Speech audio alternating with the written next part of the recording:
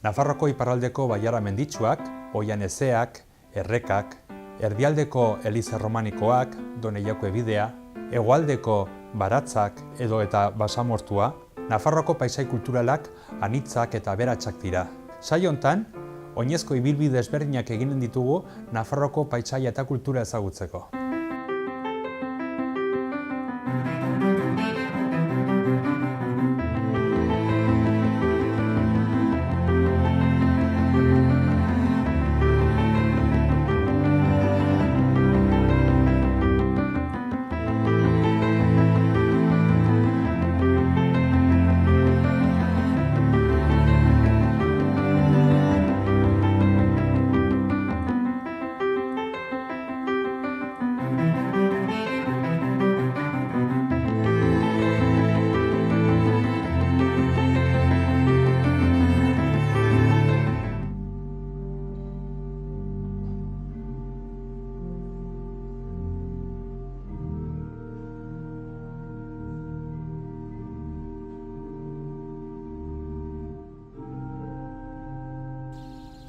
Gaurko ibilbidea, ibilbide erraza da, 6 kilometroko ibilbidea, Xabierren hasiko gara, hemen daukagu Xabierko gaztelua, Xabierko San Frantziskoren sorlekua, eta hor nere gibelean, hor daukagu Leireko mendia, hor ezagutuko dugu Leireko monastegia.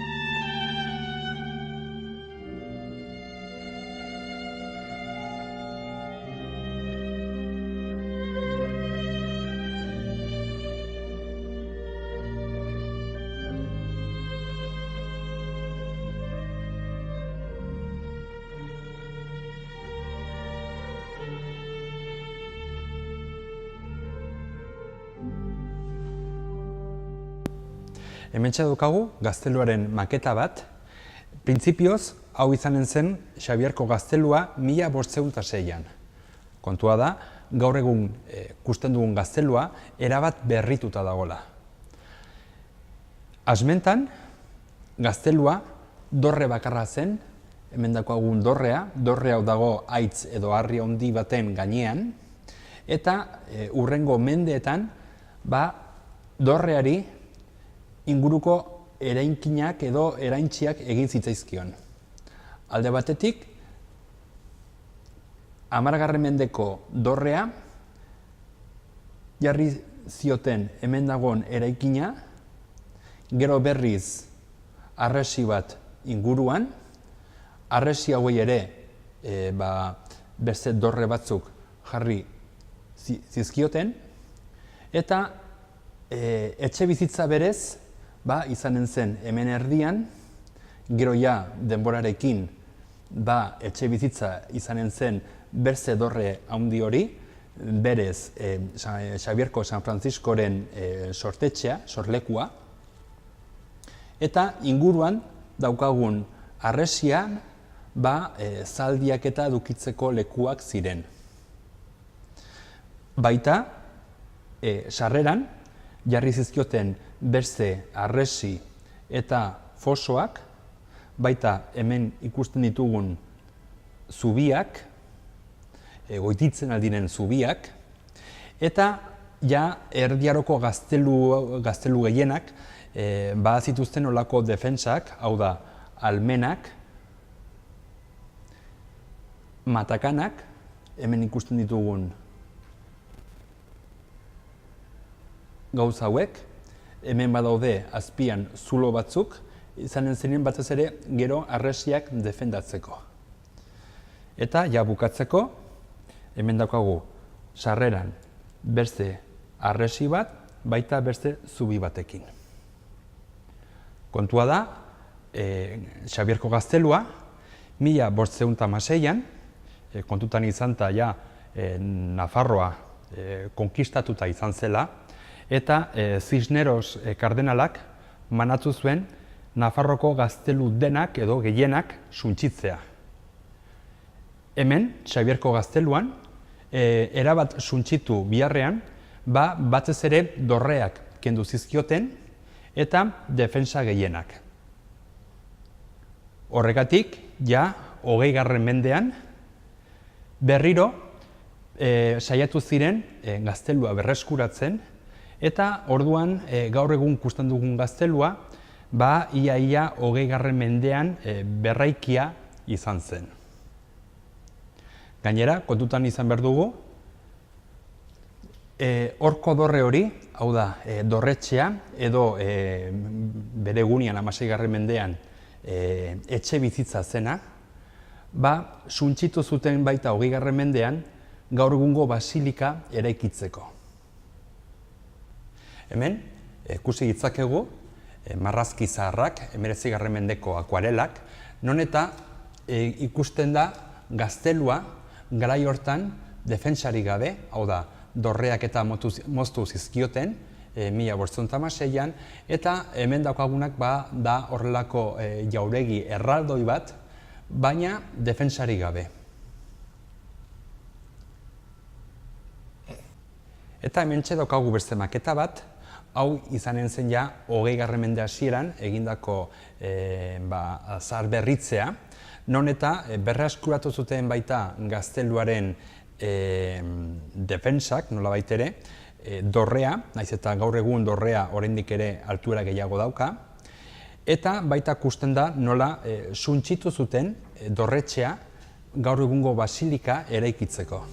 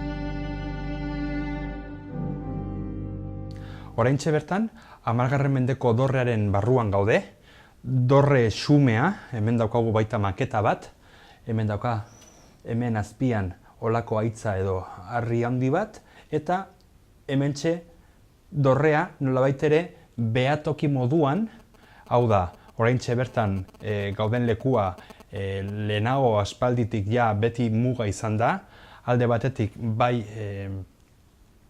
errekonkistaren garaian, gero baita Aragoiko Erresumaren aintzinean gaude, ia mugan bertan gaude, Eta orduan, asmentatik bere bete beharra izan zen behatokia. Gero ja, urrengo mendeetan, dorreari eraintziko zaizkio hainbat eraikin, hainbat dorre, hainbat arresi. 10. mendeko dorrea, hemen daukagu, nire ezkerraldean. Dorre honek badauka bere izena, San Miguel dorrea da, eta berez hemen baita daukagu San Miguel de Agrua hil zen.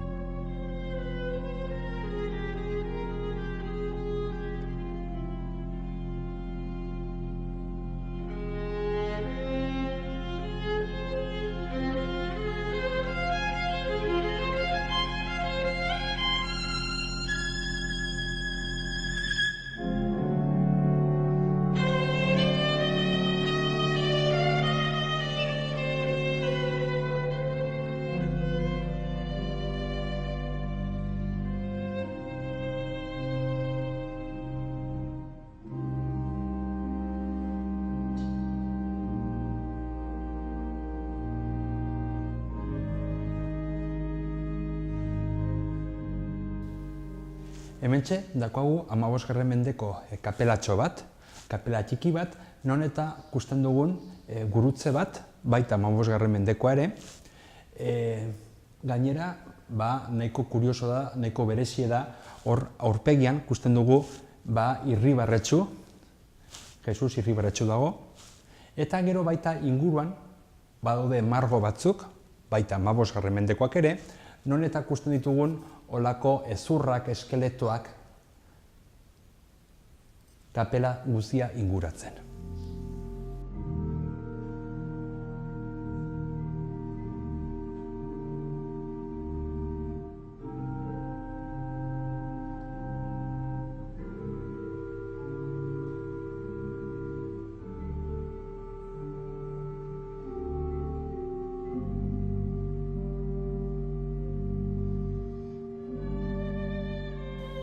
Gazteluaren atzekaldean, ikus dezakegu alde batetik San Miguel dorrea, 10. mendeko dorrea, gero baita inguruan egin zen eraikina, eta azkenik ja dorrea arresekin inguratu zuten, eta arresiakin batera baita hemen ditugun horma hauetan, hemen alde batetik zaldiak eta gordetzeko lekua zen, hazienda gordetzeko lekua, eta baita ere bodega.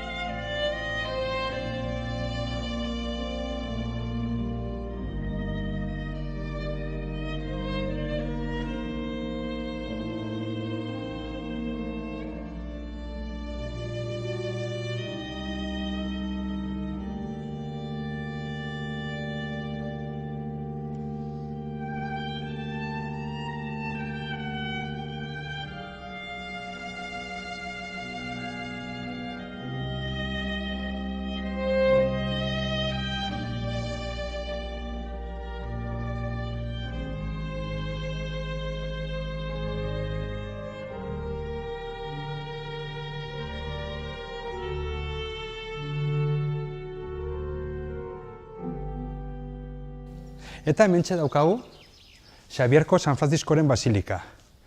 Xabierko San Frantzisko hemen bertan sortu zen 1506an. Bere gurasoak nafarrak ziren, bere ama Baztandarra, Azpilkuetako Maria, bere aita berriz Jasoko Joan, eta gainera baita bai bere aita eta baita bere anaiak gainera Amaiurko gazteluan egon ziren 1522an, hau da, konkistaren garaian. Beraiek Nafarroko erresumaren, Nafarroko erregaren alde borroka egin zuten. Xabierko San Frantzisko Parisera joan zen, Parisen unibertsitatean ikasten ari zenean, hor Loiolako Inazio ezagutu zuen. Loiolako Inazio baita parte hartu zuen Nafarroko konkistan, kasu hontan garaiaren alde. Baina gero ja hor izan zuen bere nolabait ere ja armak utzi eta hasi zen pixkanaka ja bere kontu erlijiosoak eta sakontzen, zabaltzen, eta gainera ja hasia zen sortzen ja jesuitarren ordena. Kasu honetan, konbentzitu zuen edo nolabait ere lagunak egin ziren, bai Loiolako Inazio eta baita Xabierko Frantzisko, eta kasu honetan, Xabierko Frantzisko baita misilari bezala bihurtu zen, kasu honetan gainera ekialdera joan zen, eta hor ezagutu zituen adibidez ekialdeko hainbat herri, bai adibidez Txina eta baita Japon ere. Japonen hor Yamaguchi hirian egon zen, eta unat bueltatzen zenean 1552an hil zen. 17. mendean Xabierko Frantzisko zaindua bihurtu zuten, eta gainera baita 17. mende erdialdean Nafarroko kopatroia izendatu zuten San Fermineko zainduarekin batera. Geroztik, 20. mende hasieran, berez 1900-1901 hemen daukagun basilika hau eraiki zuten. Tamalez, basilika hau eraikitzeko, bere sortetxea, dorretxea bota zuten.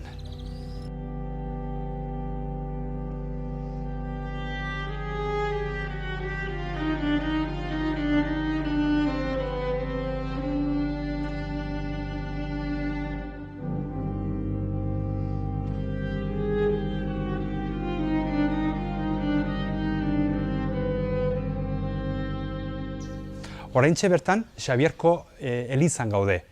Lehen ikusi dugun eliza, basilika 20. mendekoa da, baina hemen gauden leku hau berriz eliza Erdi Arokoa da.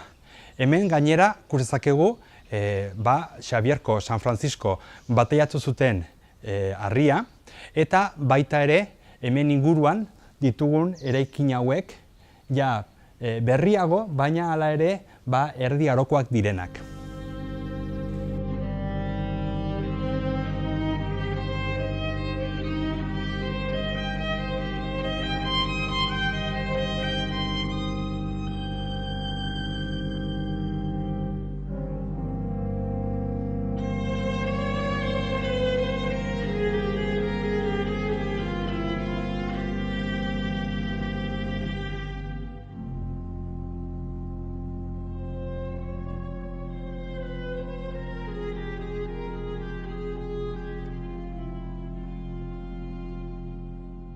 Urtero, Jabieradak ospatzen dira leku hontan.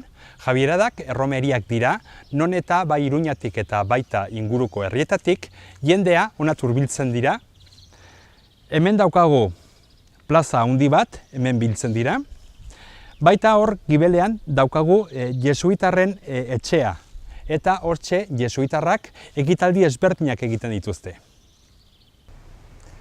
Leireko bidean, Esako herritik oso gertu, aurkitzen dugu bai Aragoiko ibaia, baita ere hemen daukagun Erdi Aroko zubia, eta baita aipatu behar da nola hemen paisaia nolabait ere naiz eta Pirineotik oso gertu egon, Pirineoak hemen ondoan daude, baina hemen hemengo klima erabat klima mediterraneoa da. Aragoiko ibaia, Aragoitik etortzen den ibaia, baita hemen goitian daukagu esatik oso gertu esako urtegia, 20. mendeko erdialdean eraiki zena, ja bere egunean eztabaida sortu zuen eta gaur egun urtegia handitzen ari direla eta baita daukagu nahiko eztabaida gogorra.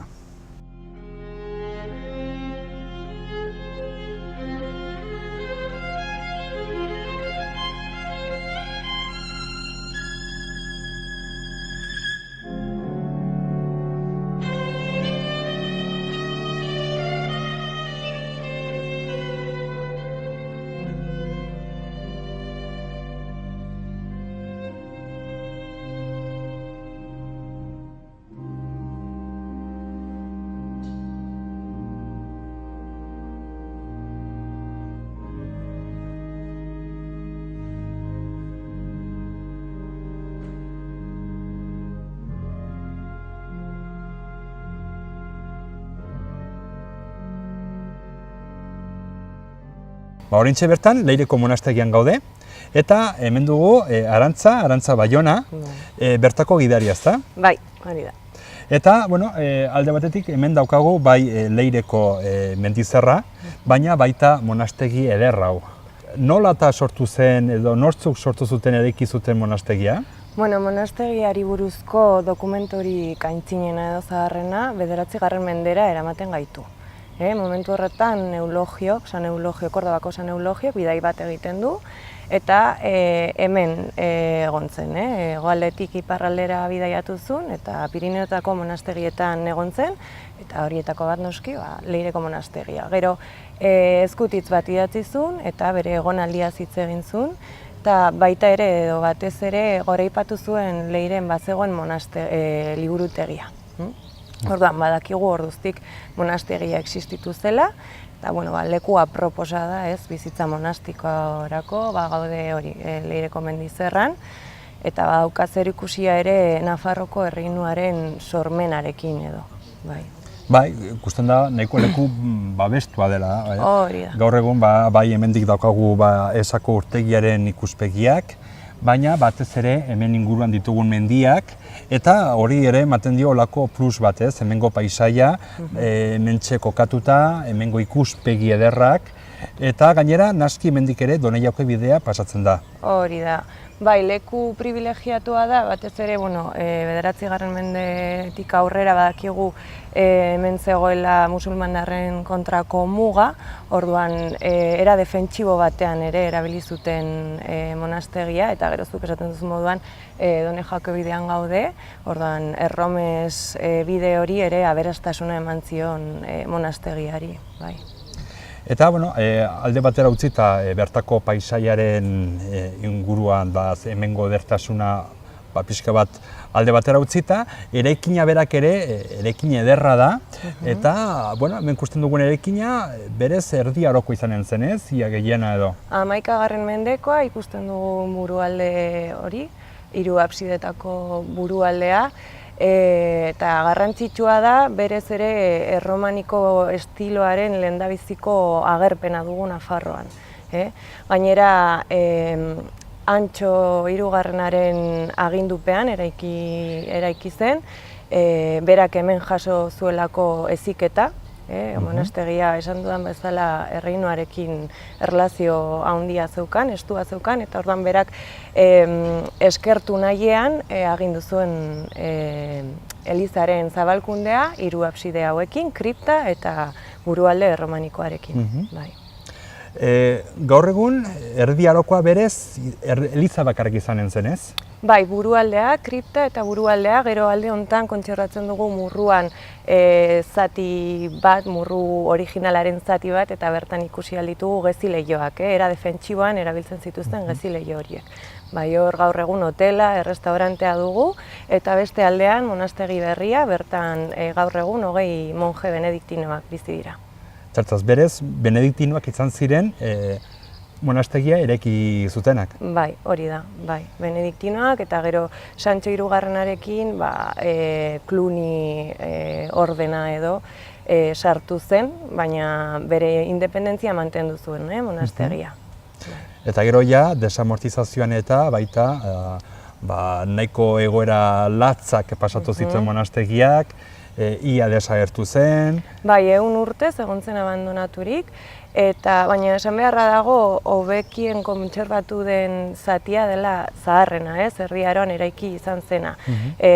Izan ere, zati berri hori guztiz hondatuta zegoen eta ikusten duguna gaur egun berreraikuntza da.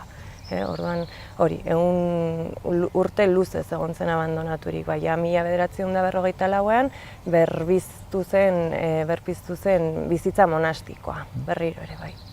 Naski gainera tamalez ere galdu zen Erdi Aroko klaustropea, galdu zen, ezta? Hori da, bai, klaustroa ez dugu kontserbatzen, abandonaturik egon zen denbora horretan, seguro inguruko jendea edo zakigu, harri politoiek eraman zituzten, bai. Desagertarazi zituzten. Bai. Gero baita, fama dauka, bai Erdi Aroko tenplua, baina gero baita ere noski kripta. Hori da.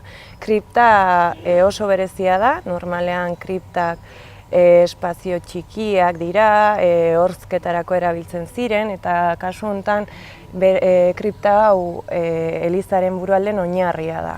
Eta lehendabiziko eraikin erromanikoa izan da, oso esanguratsua da, bere emaitza, esperimentala den lan baten emaitz bikaina esan behar dugu, esan dudan bezala, hobekien kontserbatu den eraikina dugulako, ez?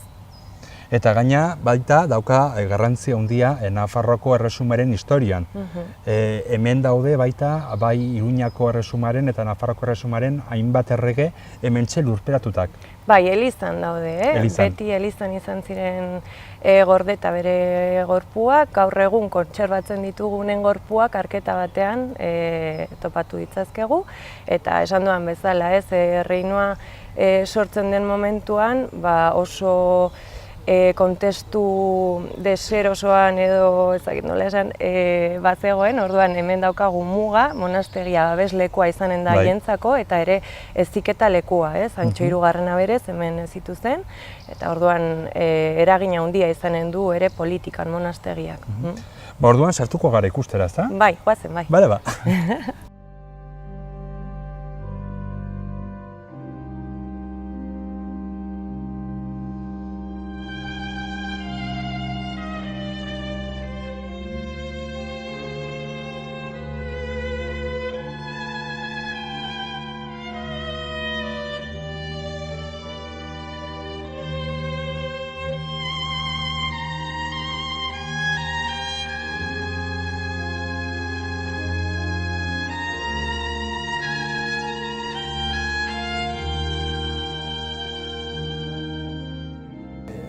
Monastiko kriptan gaude, elizpean, eliza daukagu hemen goitian daukagu, eta hemen ikusten ditugun kapitelak erraldoiak dira.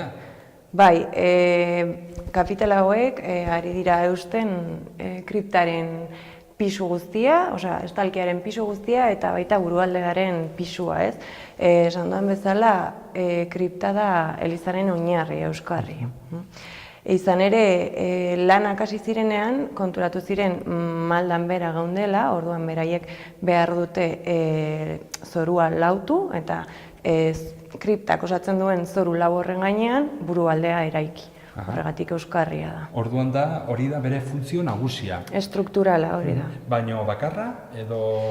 Hemen ikusten duzen moduan, kanpoaldetik ikusi izan ditugu 3 abside, baina 4 nabe ditugu. Orduan, ikusten dugu erdiko absidea bitan banatuta dagoela, orduan ez dauka absiderako, altarerako ikuspuntu ona, ez dago hori da. Orduan, ez ziren ofizioak edo mezak ospatzen, ez zelako praktikoa. Hemen gordetzen ziren monastegiko altxorrak, erlikiak. Orduan, alde batetik da elizaren oinarria, baita ere altxorra. Hori da, bai. Erlikiak eta gordetzeko, garai batean, batez ere Erdi Aroan. Eta orduan monastegiak famatuak ziren, zaindu ezberdinen zurrak eta relikiak eta gordetzen zituzten, eta gainera hori ere erromeriak eta noitere garai hortako turismoa bultatzen zuten. Hori da, bai.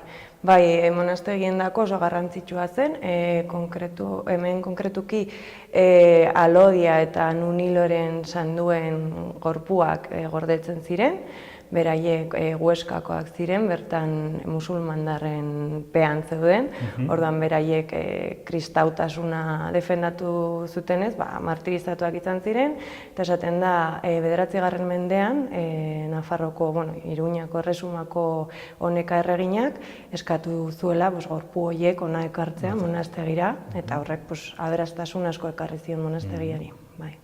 Gero baita, kapitelak, lehenago aipatu den bezala, ikusgarriak dira, erraldoiak, ikusten ditugun pilareak, kolumnak, ez erraldoiak dira, baina batez ere kapitelak. Eta kapitelak gainera denak erabat ezberdinak dira. Bai, esan dudan moduan, hemen ez denez ospatzen liturgiarik, ez dago aberaski dekoratzeko interes bat. Orduan, esan daiteke entsailu bat dela hemen egiten dutena, dekorazio aldetik. Horregatik denak ezberdinak dira, batzuk amaitu gabe daude, eta hain handiak dira, pisu guztia jasotzen dutelako bertan, eta gero kolumna edo fuste me hoien bidez, pisua zorura eramaten da. Hemen azpian justo arroka dago. Kuriosoa da, berrera ikuntza edo garbikuntza lanak hasi zirenean, uste zuten leku hau sakonagoa izan behar zela, zeren oso fuste motzak dituzte. Eta bertan konturatu ziren, justo hemen behan arroka dagoela. Fuste zati motz bat gehiago dauka, eta listo. Berez, gravitate puntua oso behan dago. Horregatik kapitelak maila horretan ditugu. Eta hori ere berezia da. Eta noski, eraikin erromanikoa denez, baita ere, puntu erdiko arkuak, eta bar. Kainoi ganga altuera nahiko hartzen du, izan ere, esan dudan bezala, erromaniko lehendabiziko eredua dugu, eta altuera handia hartzen du, oso erromaniko primitiboa dugu, baina esanguratsua, kapitelak, kolumnak, eta baita erdi puntuko arkuak. Primitiboa eta erren bezala ikusgarria. Hori da. Baionen gara orduan eliza ikustera? Bai, batzen. Ados.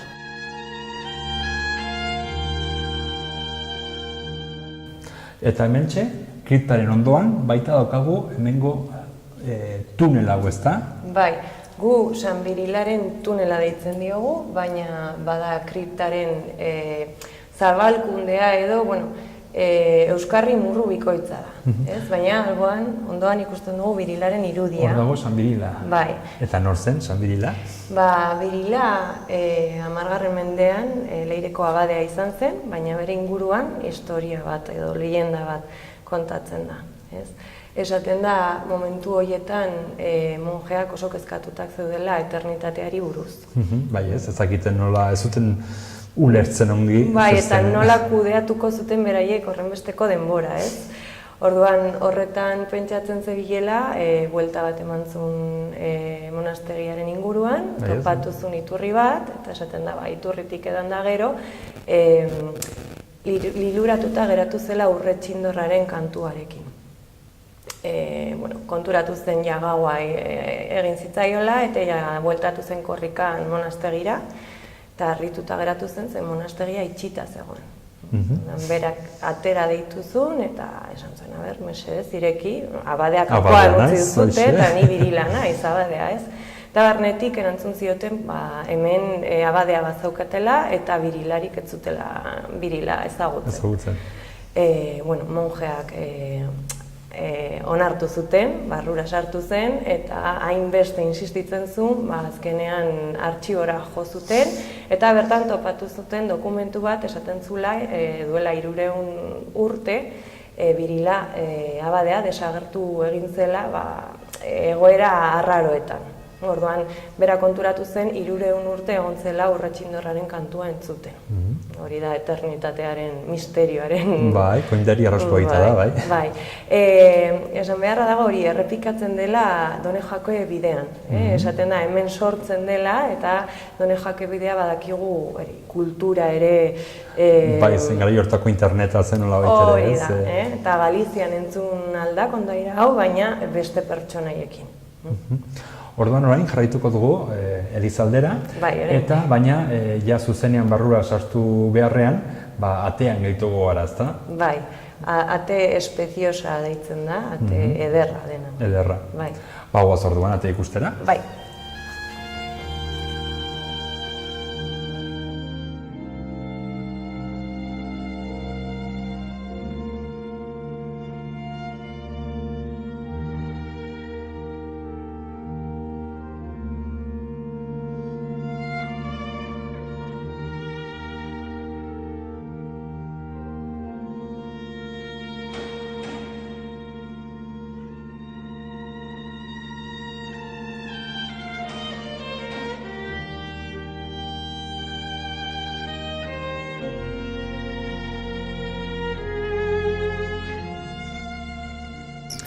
Eta hementxe daukagu ate eder hau, berez, bere izena, Porta Espeziosa. Bai, hori da. Eta hemen ikusten ditugun baita olako komiki antzeko liburu baten irudiak, ezta? Bai, eta horre hauen funtzioa hori zen, ez? Irakurtzen ez zekien jendeari, momentu horretan gehiengoa zela, ate hauen bidez, eskultura hauen bidez, dogma edo fedea, ongilea eta gaizkiaren arteko ezberdintasun bat azaltzea. Horregatik ditugu. Eta adibidez ze gaiak aurkitzen ditugu? Hemen zaila da gai zehatz bat irakurtzea edo, zeren maisu ezberdinak lan egiten dute eta uste da denboraldi ezberdinetan lan egin zutela, baina izan daiteke gai nagusia dela azken epaiketa. Azken epaiketa. Bai ez, romanikoan nahiko gai garrantzia handiko gaia zen eta berriro aurkitzen dugu gai hau ate ezberdinetan bai izango zen, nahiz eta kasu honetan bai izango zako artista eta hemen lan egin zituzten artistak ezberdinak ziren. Bai, ezberdinak ziren eta gainera hemen esaten da lan egin zuela Esteban Maisua. Eta maisu hau lan egin zuen lehendabizi hemen hona etorri horretik Santiagon, Porta de las Plateriasen, eta Iruñako katedralaren klaustro erromanikoan. Orduan badugu maisu garrantzitsu bat, lan garrantzitsuak egin izan zituna, eta leirera etortzen da, eta horrek ematen digu zenolako garrantzia zeukan ja leireko monastegiak 12. mendean. Gainera, orain, harria biluxik ikusten dugu, baina hau baita bere egunean dena erabat margotuta egonen zen. Hori da. Lako kolore bitziekin, urdinak, horiak, gorriskak, xuria, beltza. Bai, bere intentzioa zen atentzioa deitzea. Eta, hemen ikusten dugu kolore gorri hori da burdin erdoildua, baina badakigu guztiz margotua egon omen zela, eta zuk esan duzu moduan, kolore biziekin margotzen zen, bai. Eta orain sartuko gara barrura, eta gainera baita olako ateak, batez ere ate romanikoa, garai hortako ateak, daukagu gure arriskua, ezta, bertan sartzea. Bai, ate hauek advertentzia moduan daude, ez, esaten digute, leku sagaratu batean sartu behar garela, ez, orduan, argi uzten du, zein izan behar den gure jarrera, edo zein izanen den gure jarreraren ondorioa. Horregatik agertzen dira pekatu kapitalak eta haien ondorioa, eta nola ere salbatu algaren pekatu horien ondorioaz, nola iritsi algaren zerura. Bai, eta baita ikusten da hor, idi bat, eta berzia, oia, dauka olako lehoi bat, ez, olako orpegi bat, lebiatan, aski, eta horiek badirudi, gu sartzen garen orduan, gaiztuak izan bagara, irentsiko gaituela. Bai, goiko aldean agertzen da ere hori infernuaren irudikapena, lebiatanen ahoarekin, Eta hori esan nahi du, ez, gure eginkuzunen ondorioa, gaiztoak izan baldin bagara, alde horretara jun algarela. Saietuko gara orduan sartzen? Bai, ber nora ailegatzen garen.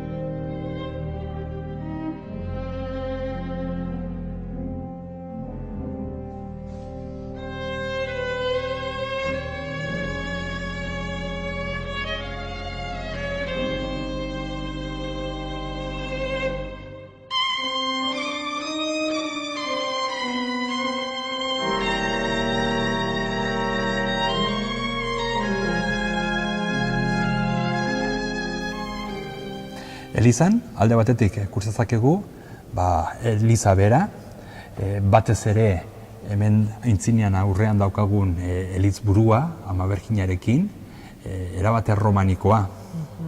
Bai, hemen ikusten dugu nola kriptan ikusi izan dugun erromaniko hori pixkat estilizatzen dela, baina jarraitzen du izaten erromaniko primitiboa, baina deigarria da zenolako altuera duen, 10 metro terdi. Zetaz gero hemen ditugun bobeda hauek berriz, hauek urrengo mendetan eraikiak dira, ez? Bai, 16. mendeko ertzganga dugu, gotikoa, oso gotiko berantiarra izan daiteke, baina hori, bobeda gotikoa da. Bai, eta gero baita hemen daukagu kutxa bat. Bai, hemen biltzen dira Nafarroko erreinoaren lehendabiziko 2 dinastien erregen arrastoak. Hasieran esan duen moduan, monastegia eta erreinua guztiz lotuta daude, hasierako bidean, sorkuntza sormen momentu horretan, eta orduan erregeak hemen lurperatuta izatea eskatzen zuten. Berez ere, hor ditugu hor, Nafarroko kateak. Bai, kateak hori simbolizatzen du Nafarroko erreinua, baina kate horiek berriak dira, Berriak, ez dira horregakoak. Ez dira, ez. Haiek berriak dira, baina simbolizatzen dute Nafarroko erreinua. Eta hori, hemen lurperatzea eskatu zutenez, hemen gordetzen dira arrastu batzuk, kontutan izan behar dugu, desamortizazio legearekin daula, asko galdu izan zela monastegi honetan. Gero baita ze ekitaldiak antolatzen dira hemen monastegian? Gaur egun monje benediktinoak bakizute kantu gregorianoa egiten dutela, egunero, ofizio guztiak abesten dute. Egunero. Bai. Gero Nafarroko organorik handiena dugu. Bai. Orduan hemen organoko kontzertuak egiten dira, programazio sakona dago, espazio musikal garrantzitsua, aprobetxatzen da zenolako akustika duen eraikin hau. Gaur egun orduan mantentzen da, funtzio hori musikala edo. Egiarran, leku zoragarrian lan egiten duzu. Mila esker, bai. Eta mila esker, orduan erakustagatik leku ederrau. Eta guk orduan joanen gara, eta begiratuko ikusko baitare monastigiko inguruak. Bai, gerturatu zaitezte Mendizerrara, pena merezi du. Bai? Mila esker. Mila esker. Zuei.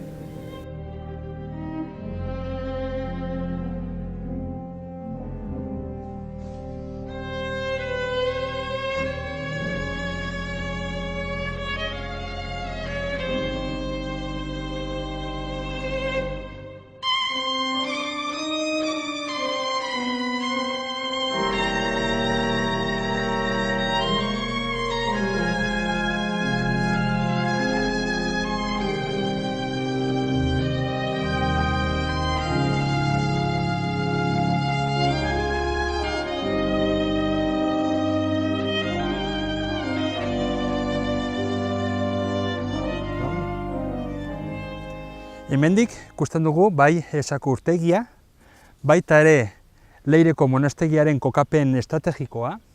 Azken finean, hortxe daukagu Aragoiko muga, baita Aragoitik etortzen zen Doneiako bidea, baita hemen daukagu Leireko mendi zerra, eta erronkariak erabiltzen zuten bidea beren ardiak Pirinioetik ja Bardetara eramateko. Eta hementxe bukatzen dugu gaurko saioa. Gaurko saioan, bai Xabier eta baita Leireko monastegia ezagutu dugu, eta baita hemen bertako inguru ederra.